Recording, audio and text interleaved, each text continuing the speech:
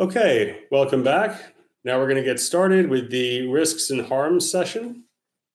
I'm going to start again with my disclosures, as I gave before: unrestricted research funding and some commercial interests, none of which are related to cannabis. And the DeGroote Centre for Medicinal Cannabis Research does not receive any central operating funding from any cannabis companies. So what I'm going to talk about today in this session is really a summary of what we know are the potential risks of adverse outcomes and the nature of the adverse outcomes from cannabis use in a variety of different domains.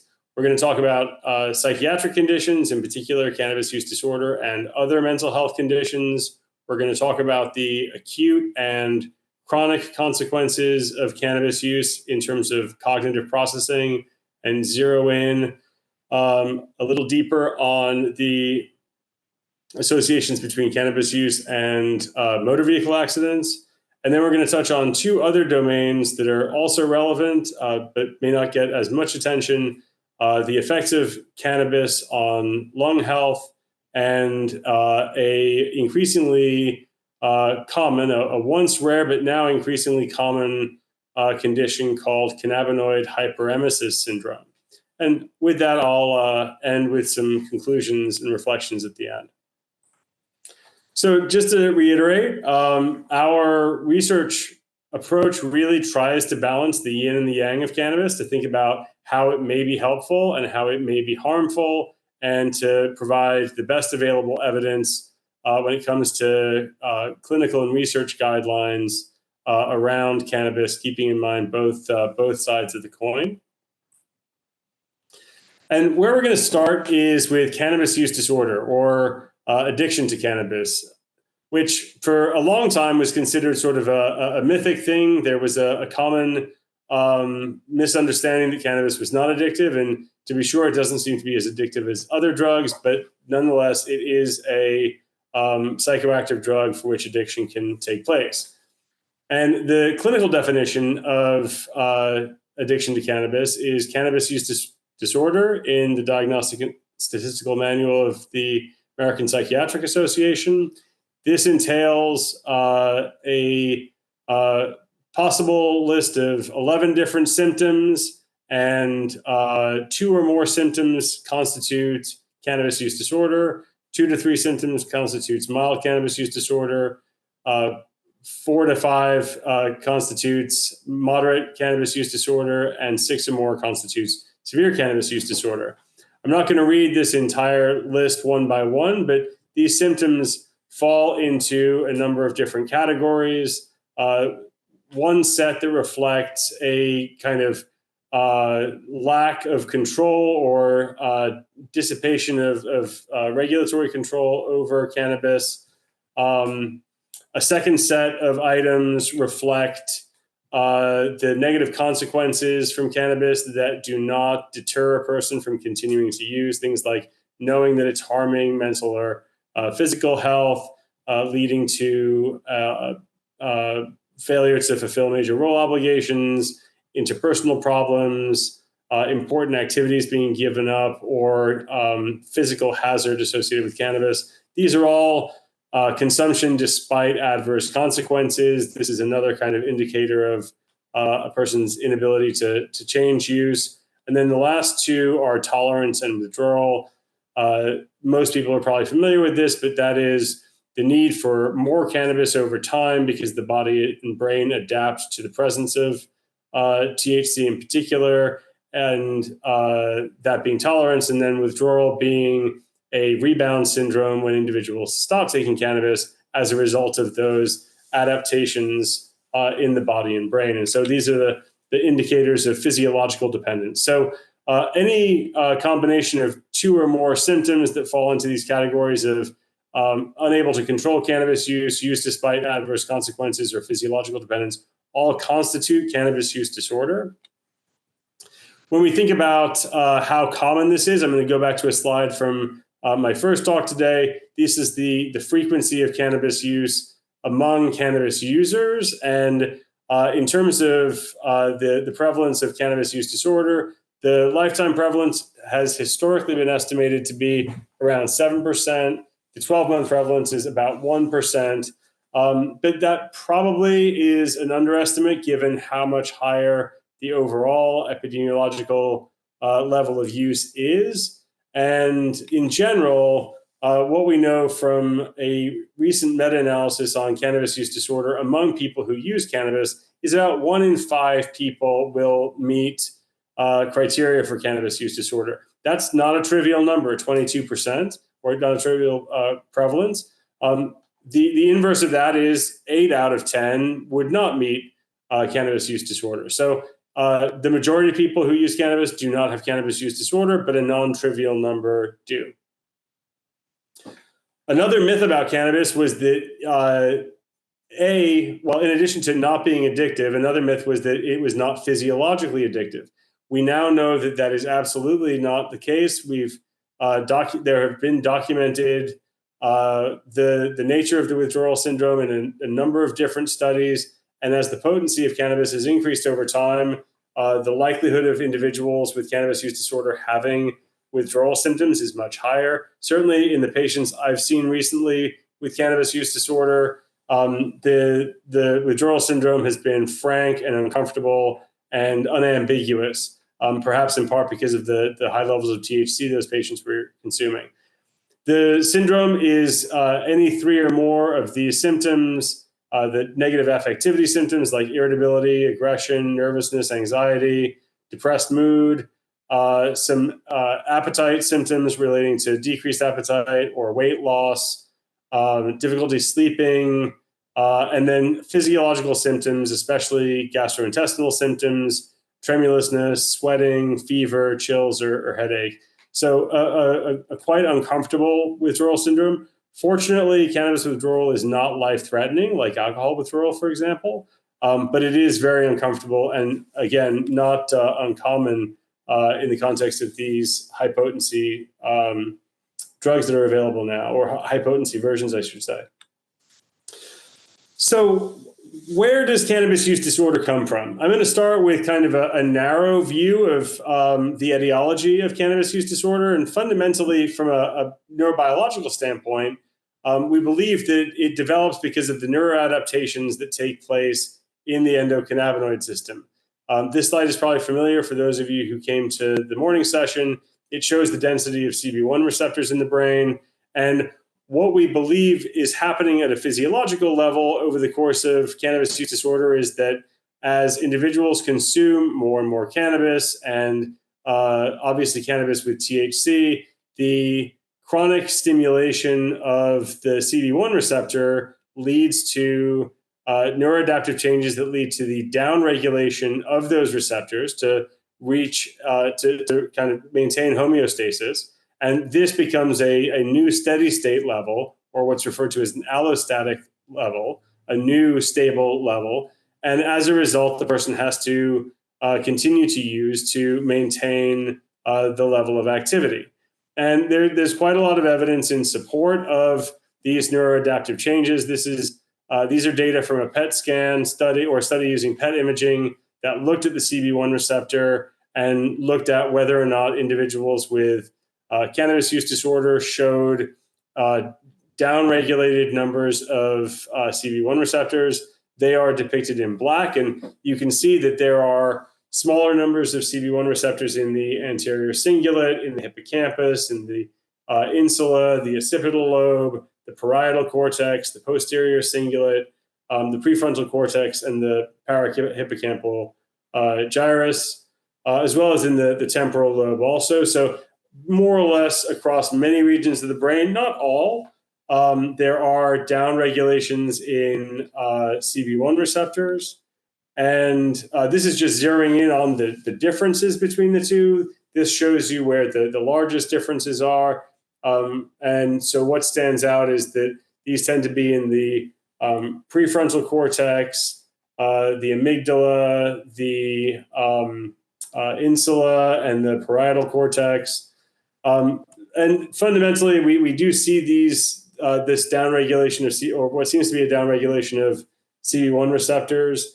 The other thing that's very interesting is that this is the case.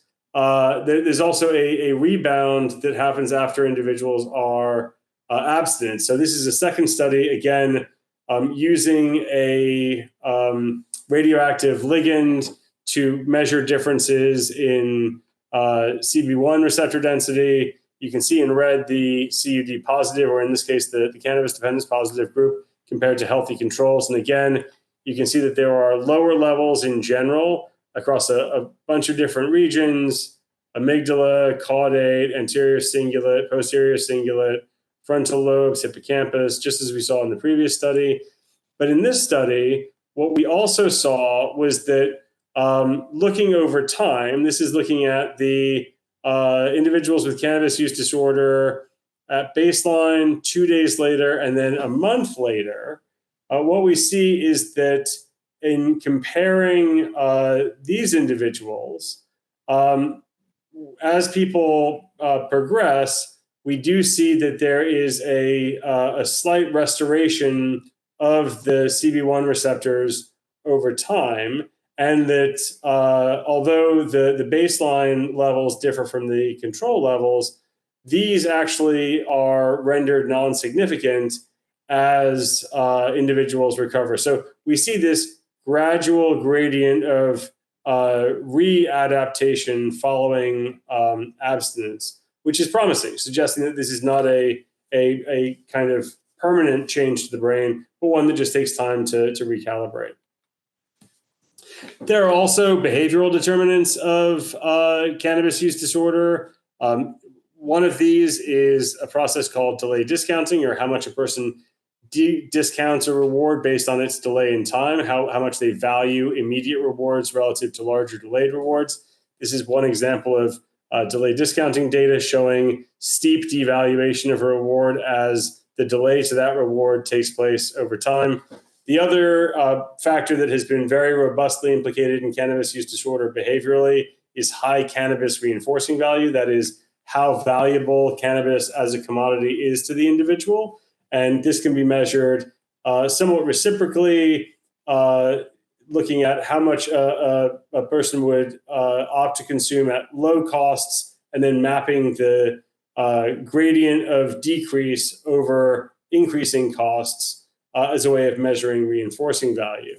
And what we know, these are more illustrative figures that show the steeper the curve when it comes to delay discounting, the more impulsive the person is, the more they are oriented to smaller immediate rewards relative to larger delayed rewards. The larger and the less sloping the demand curve is for cannabis, the higher the reinforcing value is. And what we know from now multiple meta-analyses is that cannabis use and misuse is robustly associated with steep delayed discounting, overvaluation of smaller immediate rewards, and likewise, cannabis involvement is robustly associated with different indicators of cannabis reinforcing value across different studies. So biologically, cannabis use disorder is, we believe, partially driven by these neuroadaptive changes, and behaviorally, these manifest in an overvaluation of smaller immediate rewards relative to larger delayed rewards, and an overvaluation of cannabis as a reinforcer. The other behavioral determinant we look at quite a lot is reasons for using, or a person's motives for using cannabis. These are some results from a recent study from the DeGroote Centre looking at different cannabis motives and levels of cannabis misuse. Cannabis motives can be fractionated into 5 different domains: using to feel good, using to feel less bad, using to fit in, using to expand your mind, or using for social purposes. And what we found in this study, and this is representative of a number of findings across the literature, is that really the 2 driving motivators in terms of cannabis use seem to be the enhancement motives for the positive reinforcing properties, but even to a larger extent, individuals' coping motives. That is, the extent to which they were using cannabis to feel less bad, cope with mental health problems, or otherwise use it for a negatively reinforcing purpose. So cannabis motives really also inform our understanding of how people develop cannabis use disorder.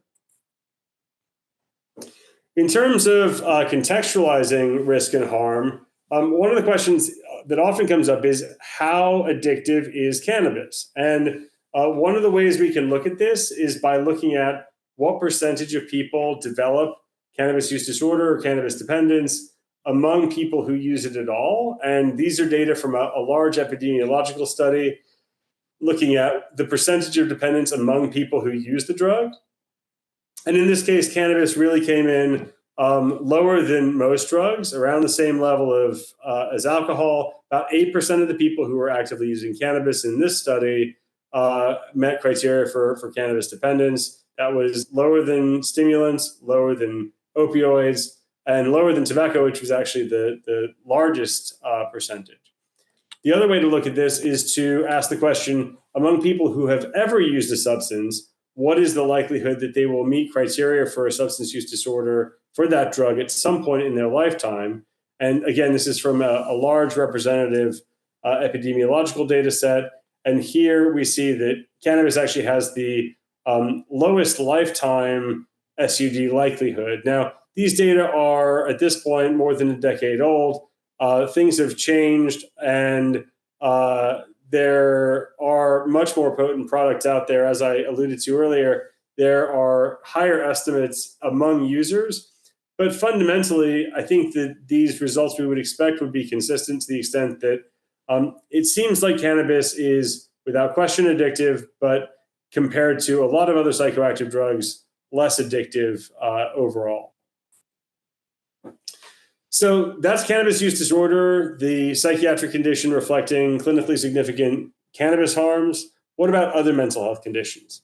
Well, if we look at large-scale epidemiological surveys, these are data from two national level surveys looking at associations between cannabis use disorder and other substance use disorders. You'll see there are some differences in terms of the diagnoses that were collected between these two cohorts. These are the adjusted odds ratios for the likelihood of having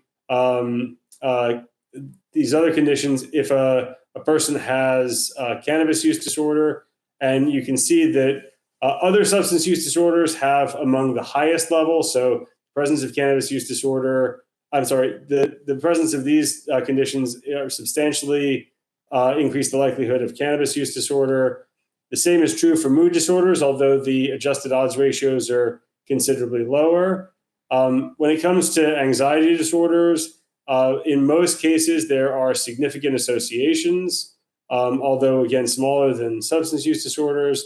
And then finally, some of the largest associations are among the personality disorders with, for example, an adjusted odds ratio of 5 for borderline personality disorder and 7.2 for dependent personality disorder. So fundamentally, cannabis use disorder can exist by itself, but it is frequently comorbid with other psychiatric conditions, and that's certainly my clinical experience in the hospital in terms of the conditions we see along with cannabis use disorder.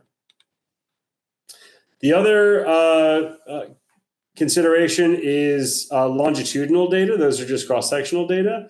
And from a meta-analysis on anxiety disorders, we found that and this is actually not work from the Peter Borer Center, but it's been reported that cannabis use is associated with an increased odds of developing an anxiety disorder. It's not just a matter of co-occurring, but it seems to be a precursor to anxiety disorders. And there's quite robust evidence linking cannabis involvement with self-injurious behavior, self-harm, and parasuicidal behavior. The aggregated odds ratio across studies was 1.6 approximately for cross-sectional studies. For longitudinal studies, that's actually higher. So there seems to be a robust longitudinal relationship between cannabis use and subsequent self-injurious behavior. These are, of course, observational studies. We can't infer causality. We can't randomly assign people to use cannabis in their day-to-day life. But certainly the effects seem to be quite robust across studies and suggest a causal relationship. When it comes to psychosis, also we see a very sizable association, and the risk ratio has been estimated across studies at approximately 1.71, so a 70% increase in risk for developing psychosis. In one recent study that looked at first episode psychosis in 5 European countries, the estimated proportion that could be attributed to cannabis was 12%, which is a very sizable proportion. That suggests that absent cannabis, the rate of first episode psychosis would have been 12% lower. This relationship seems to be stronger in males relative to females, especially in younger males. And again, the attributable risk fraction in a study of more than 6 million Danish adults was around 20%. So the link between cannabis and psychosis seems to account for a sizable amount of the overall psychosis risk. Importantly, there's a really clear dose-response relationship. So if we look at the risk ratio for yearly use or monthly use, it is statistically non-significant, and even if it were, the associations are very tiny. But once we get to weekly use or daily use, the risk ratio becomes statistically significant and medium in terms of effect size. So it really is driven by how much THC is being consumed in terms of the risk for psychosis. I'm just going to highlight one recent study that came from the Peter Boris Center and the DeGroote Centre for Medicinal Cannabis Research. This is work by one of our postdocs, Andre McDonald, who found important age-related differences. So in a large sample of more than 11,000 Ontario young adults, he looked at cannabis use over the past 12 months, both among individuals who were under 20 and over 20, and found that there was an 11-fold increase in likelihood of a hospital-involved psychotic disorder among those individuals who were 20 or younger. Among those who were greater than 20, cannabis use was not associated with a psychotic disorder. So it really does seem to be very powerful during that adolescent period, but less so afterwards. These really come into sharp relief when you look at the risk curves, and you can see that there is what looks like a slight increase over time for cannabis users compared to cannabis non-users from age 20 to approximately age 30. However, in the teenage years, compared to non-cannabis users, there's a very dramatic increase in risk of psychotic disorder in this population. So, cannabis is robustly associated with development of psychosis, but B, it seems to be differentially age-related, with youth use being associated with more problematical psychosis outcomes. Let's move on now to cannabis and cognition, which is an area that gets a lot of attention for good reason. One of the reasons we want to study cannabis and cognition is fundamentally we know that the endocannabinoid system plays a critical role in cognition. It's implicated in the frontal lobes and in other regions of the brain like anterior cingulate that are critical for cognition. So it's a natural thing to want to investigate given the CB1 receptor density in those regions of the brain.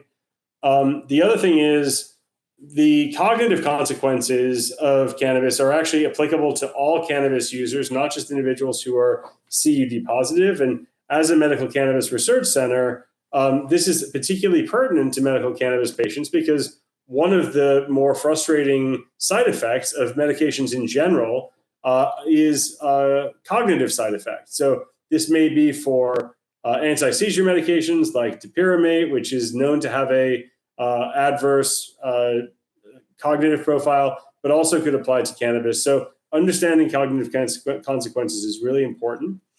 And the other reason to dive more deeply is because the existing evidence base is quite inconsistent. So it's important to kind of tease out some of the nuances in this literature. So I want to start with a systematic review on this topic that I think did a really nice job of synthesizing studies. This came from 2016, and included more than 100 studies in a qualitative synthesis. And there's a lot going on in this table, but we're going to walk through it piece by piece. And this systematic review looked at lots of different domains of cognitive functioning and also parsed cannabis use into different categories, including acute, chronic, whether or not the effects persisted with abstinence, and whether there were other parameters that needed to be included. And so to start with, when we look at the acute effects, we know very robustly, and the more plus signs here, the more robust the literature, we know acutely that cannabis impairs verbal learning and memory, it impairs attention, it impairs psychomotor function, and it reduces inhibitory control.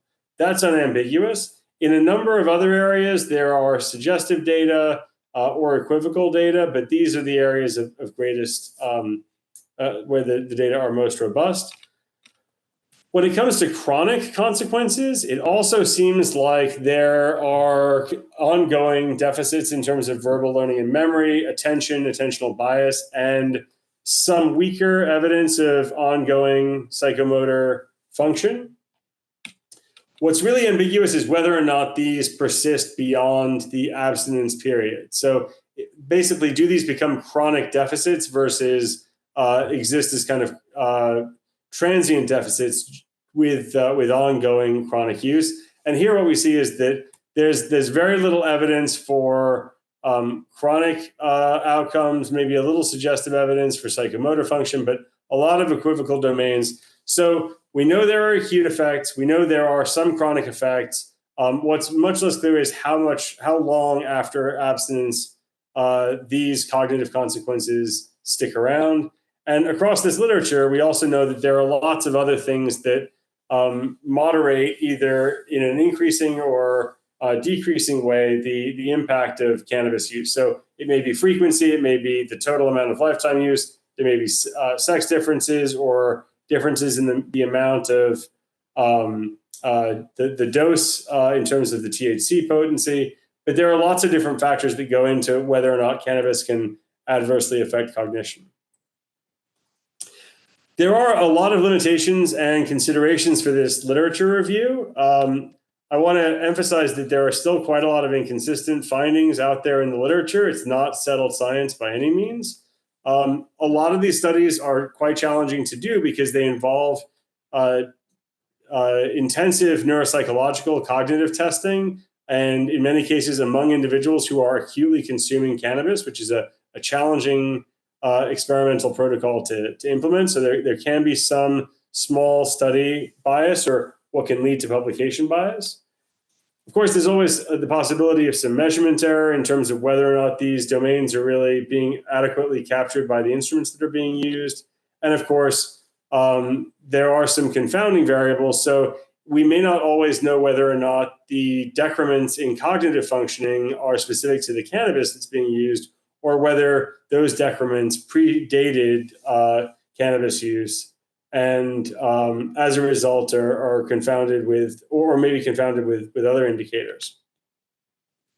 Just to give you some examples of recent empirical findings from my own lab, this is an example of a study on cannabis involvement and neuropsychological performance. It came from the Human Connectome Project, where we were able to use a full neuropsych battery in more than 1,100 individuals and look at all of these different tests and all of which reflect all of these different cognitive functions in relation to several different cannabis indicators. We looked at how level of lifetime use, whether a person had ever met criteria for cannabis use disorder, and also whether they still had a positive urine THC test.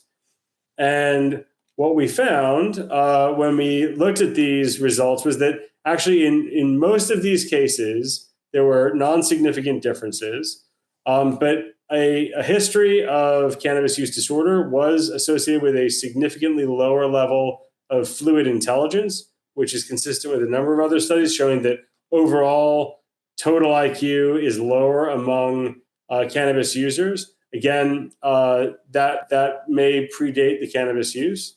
And then we found two other significant findings, that is evidence of decrements on nonverbal episodic memory and processing speed that were associated with whether or not a person had THC in their urine. So not huge effects and specific to a history of cannabis use disorder or THC in urine, but nonetheless, some evidence of the cognitive decrements that come from or appear to come from cannabis use. We've also investigated this in terms of using functional connectivity in the brain, and again, using the Human Connectome Project as a platform for doing this. We first established what the neural correlates were of a visual NBAC task based on the literature previously implicating the NBAC and working memory more broadly with cannabis use. So here were our results in terms of in more than 1,000 individuals where the regions of interest were associated with performance on this visual NBAC task. We then compared, or we examined this brain activity in relation to the same cannabis variables I mentioned before. And what we found was actually only one cannabis variable discriminated in terms of brain activity. We found that individuals who had a THC positive urine screen showed significantly lower brain activity in the central medial frontal gyrus and showed significantly greater brain activity in the ventromedial prefrontal cortex, which is perhaps at first glance surprising, but this is part of the default mode network, which we would expect to be reduced during the task. So what we basically see, if we go back to the previous areas of activity, is we see a decrease in activation in this region that is active during the task, and we see an increase in activation in this ventral or medial orbitofrontal region, reflecting the default mode network. And when we modeled this in terms of mediational analyses, we found that the THC urine test was, in relation to working memory accuracy, was essentially mediated by the decrease in activity in the regions that were responsible for effectively responding, that is the central medial frontal gyrus. As you can see here, and then the second part of the mediational pathway was the decrease in activity in the task negative region, that is the ventromedial or orbital prefrontal cortex here. So fundamentally, what we see is that recent cannabis use seems to reduce working memory, one of the key executive function faculties, by both decreasing the brain's efficiency of processing the information in the regions that are necessary, and interference by not suppressing activity in the regions that are part of the default mode network. These linkages with THC in urine suggest that one of the most important factors is how recently a person has used cannabis. And so I want to highlight a couple of studies that really further implicate the importance of residual effects and the consequences of abstinence over time. So this is a study that is actually now nearly 25 years old, but it's an oldie but a goodie. It looks at neuropsychological performance in a number of different domains and compares active cannabis users to controls and former cannabis users to controls from an initial assessment to across several subsequent assessments out to a month later. And what we see is that the former cannabis users all do not look different from the control participants, the never cannabis users, on any of these tests, suggesting that a history of cannabis use at all is not associated with neuropsychological decrements. The active cannabis users are significantly poorer at baseline at the first day and the seventh day for total recall, but by a month of abstinence are no longer significantly different. And we see similar patterns for long-term storage and consistent long-term retrieval, all suggesting that a month of abstinence leads to essentially no differences in neuropsychological performance. And here are a variety of other tests that were also administered. Again, a month after abstinence, what we see is that compared to the reference group, the control group, both the former and the active cannabis use individuals are not significantly different. So there's accumulating evidence that residual effects of cannabis use play an important role in cognition. One last study to support this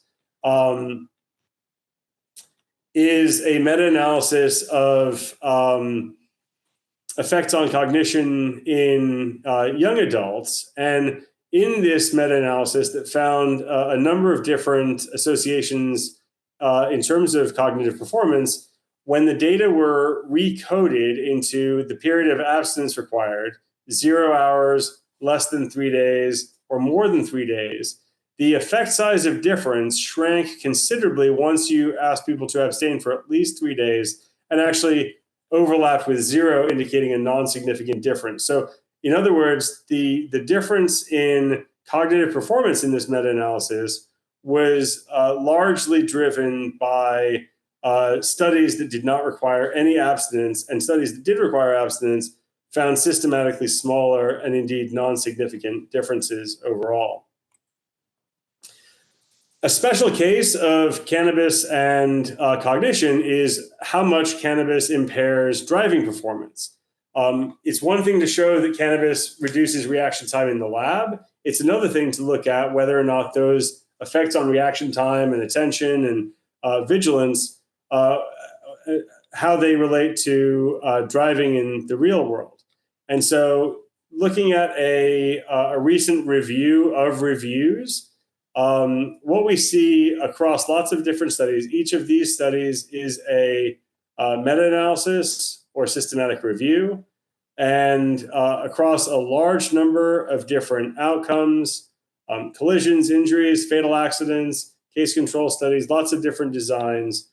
When we look at the overall confidence intervals, you can see that in most cases, they are non-overlapping with 1 and indicate that there is an increased risk in terms of driving impairment.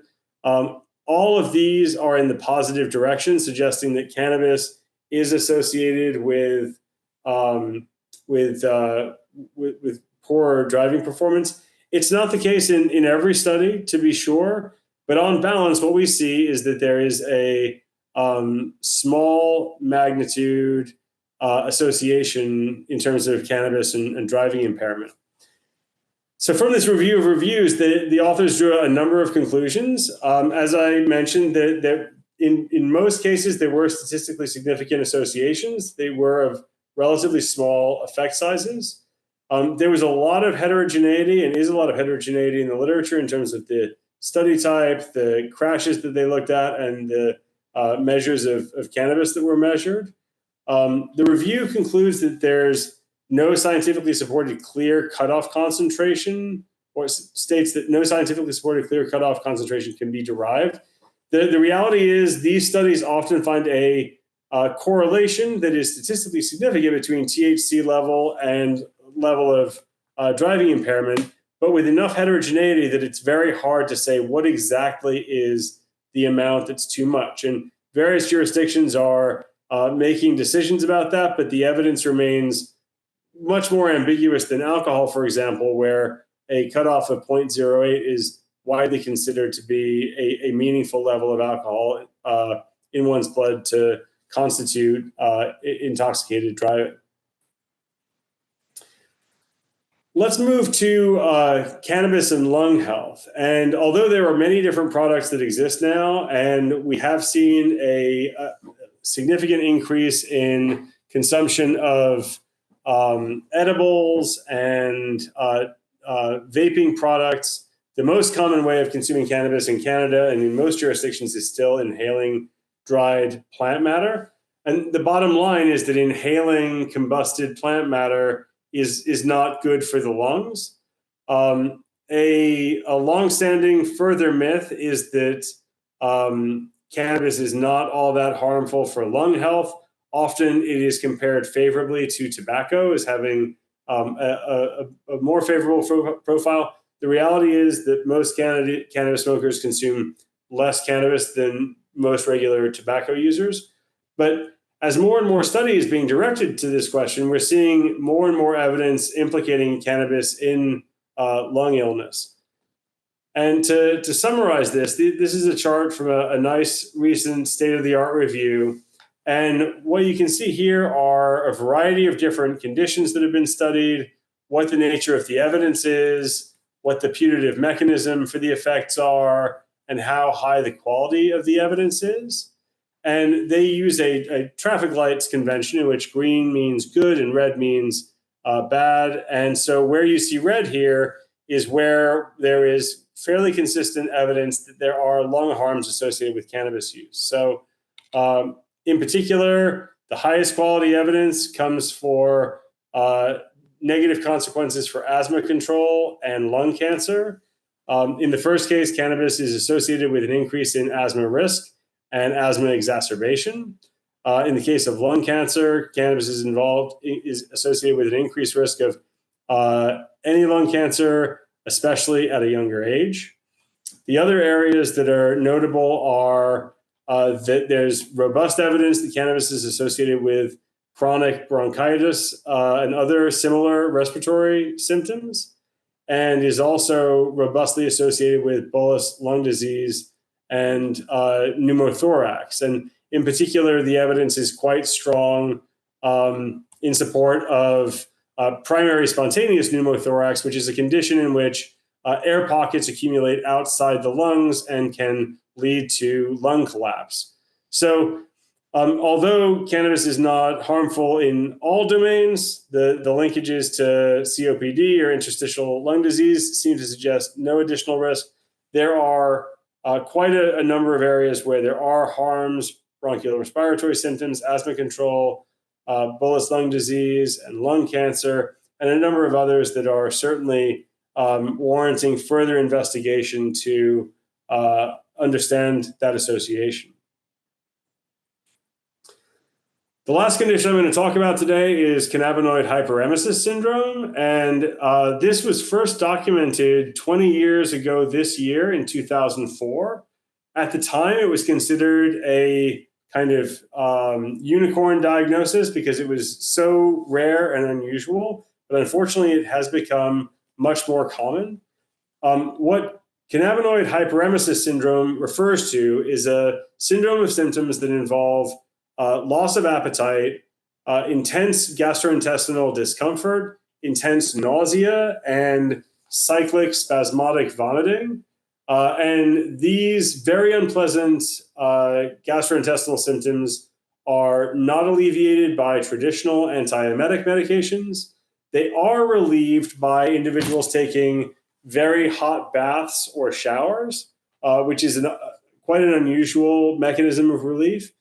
So in some cases, we have seen documented reports of individuals taking very hot baths as many times as 20 times in a day to experience relief from these symptoms. It is very uncomfortable and very distressing, and often precipitates individuals going to the emergency department. It is still considered a rare condition in the general population, but because it's so uncomfortable and often leads people to present in the ED, there's a lot of interest in improving care in that setting. And it is potentially common in frequent users. So in one recent study of emergency department patients, among patients reporting at least 20 days a month of cannabis use, a third also reported symptoms of cannabinoid hyperemesis syndrome. So those are quite high frequency consumers, but 33% is a very high prevalence rate. And I will say, certainly among recent patients I've seen, the presence of very unpleasant gastrointestinal symptoms that are not necessarily CHS has been quite common. So it does seem that the higher THC products that people are consuming nowadays seem to be associated with more significant gastrointestinal problems that can ultimately lead to cannabinoid hyperemesis syndrome. The etiology of this condition is not well understood and continues to be studied given these quite unusual symptoms. In terms of the treatments, the reality is most of these, CHS does not respond to standard antiemetic care, which is what makes it so frustrating. People frequently go back to the hospital. We recently conducted a systematic review for the Society for Academic Emergency Medicine as part of their guidelines for reasonable and appropriate care in the emergency department, a kind of pragmatic set of guidelines for what to do about common conditions, in this case, cannabis hyperemesis syndrome. And in doing the systematic review, we primarily we identified that most of the studies that have been done in terms of treatments for CHS have used antipsychotics like haloperidol or have used a topical capsaicin a topical capsaicin cream rubbed onto the abdomen. And in the review of the literature, the capsaicin cream seemed to be the most inconsistent in terms of benefits, whereas the antipsychotic treatments seemed to be more promising. In general, there were not a lot of studies out there, only 5 observational studies and 2 randomized controlled trials. So this is still a very early area of study, but the existing treatments seem to be in these 2 categories. Fundamentally, the only thing that leads to remission of CHS is cannabis cessation. And unfortunately, a lot of patients don't connect the dots between their very distressing GI symptoms and their cannabis use, and they do experience some alleviation of symptoms by continuing to use cannabis. But ultimately, cannabis cessation is the only long-term way to interrupt this syndrome. So I'm going to stop here and offer some conclusions.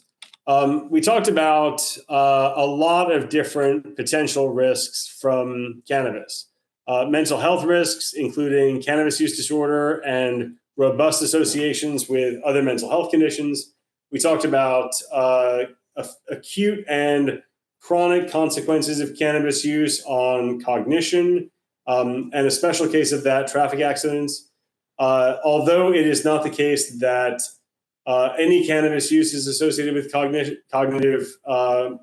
with lower cognitive performance or traffic accidents, it does seem that at higher levels and with chronic use, there are residual effects, and they're not at trivial levels of effect size magnitude.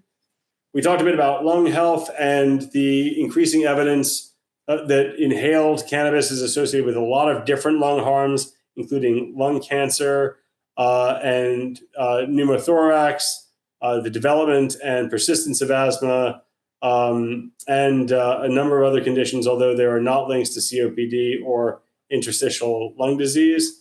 And last, we talked about cannabinoid hyperemesis syndrome, in which individuals develop a condition in which they chronically vomit and feel ill, and this appears to be alleviated only by hot baths or ultimately terminating their cannabis use.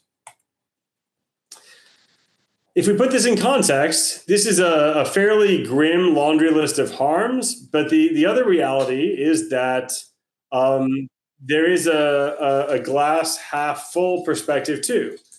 These are clear risks and harms, but the reality is most individuals don't experience harms, especially low frequency individuals. So using cannabis monthly or even weekly does not appear to be significantly associated with a lot of the harms that we talked about.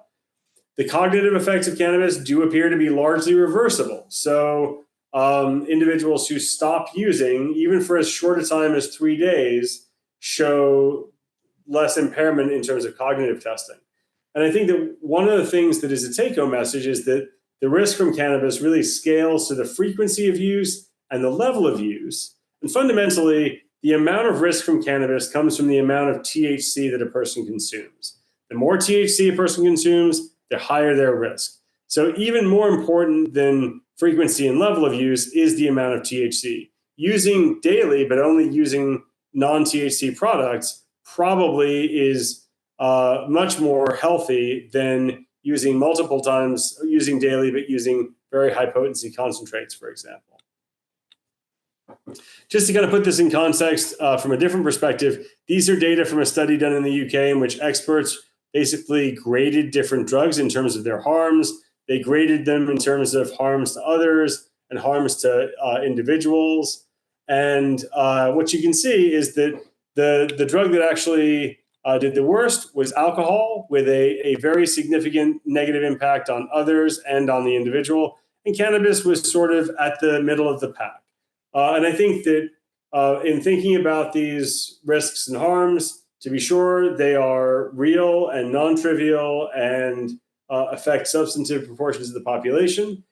But likewise, we're fortunate that some of those harms are not as serious as other drugs, or don't have quite the same level of toxicity.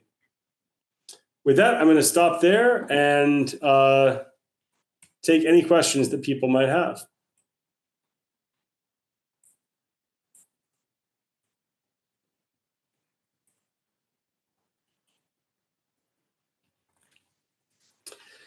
So the first question is on CBD and liver function. And that's a really great question. What we know is that CBD does confer burden on the liver, and in very high dose clinical trials, like the trials of Epidiolex for refractory pediatric seizure disorders, there are elevations in liver enzymes suggesting that there is burden.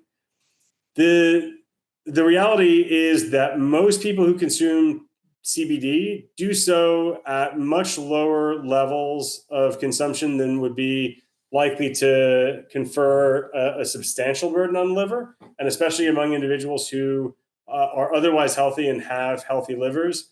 The risks are probably relatively small. Some people would even say that the amount of CBD used in many products is almost equivalent to a homeopathic dose, to the extent that we're talking about hundreds of milligrams in clinical trials relative to people taking a 10 milligram or a 40 milligram gummy, for example. So to be sure, there is a relationship. One of the risks of CBD is that it does burden the liver, and especially in people who have compromised liver function, could cause harm. But that would be really expected to be at higher doses and wouldn't apply to a lot of folks. The second question is with regard to cannabinoid versus cannabis hyperemesis syndrome implies that cannabinoids are the sole and known cause of vomiting. Is there any evidence to rule out the contribution of cannabis impurities, pesticides, mycotoxins, etc.? Great question. I think that the etiology of CHS is so opaque at this point that it is entirely possible that there are other factors that are contributing. I think that in the fact that the prevalence continues to be high in legally regulated jurisdictions like Canada, like California, where there are sufficient quality control protocols in place to minimize pesticides and minimize impurities, makes me think that it's probably related to cannabinoids. I think there's a little bit of quibbling about whether it should be called cannabinoid or cannabis hyperemesis syndrome. You might have noticed that actually in our systematic review, we refer to it as cannabis hyperemesis syndrome because the specificity is ambiguous. But the fact that cannabis cessation alleviates it, and it appears to be present independent of large rates of illicit use, implies that is the case. But the reality is there's just so much we don't know about it, and it's such an unusual pathophysiology that, in particular, the way that hot baths and showers alleviate the symptoms, that I think that I hesitate to say that it's definitive by any means.